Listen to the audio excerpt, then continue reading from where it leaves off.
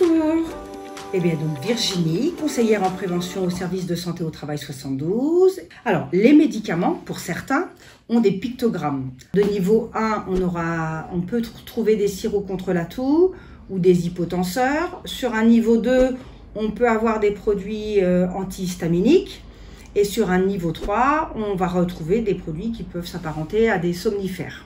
Donc il faut bien être vigilant quand on utilise le produit qui a un pictogramme, parce que forcément, il a une incidence sur notre conduite. Alors l'alcool, c'est un gros désinhibiteur. Ce qu'il faut retenir, c'est qu'il y a une grosse différence entre une dose bar et une dose maison. Une dose bar, c'est ce qu'on va acheter chez le commerçant. Donc ça représente 10 grammes d'alcool.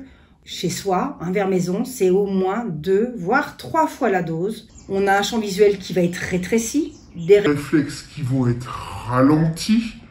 On va avoir une perception modifiée de la vitesse des véhicules qui vont venir en contresens. Les piétons cyclistes avec le champ visuel rétréci, on ne les verra pas. Les drogues, elles ont tous un impact. Alors, le cannabis, c'est souvent un produit qui est utilisé pour se détendre. Voilà, on va avoir un ralentissement des réflexes. On va avoir également un champ visuel qui va être rétréci. Une chaussée ou une perception de la chaussée qui va être modifiée.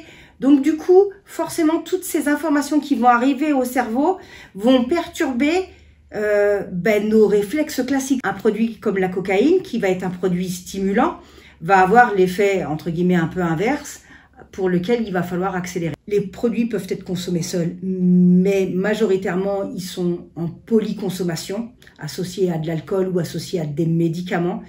Et ça accroît le nombre de prises de risques parce que du coup, le cerveau, là, il est complètement submergé d'informations qu'il ne peut pas traiter.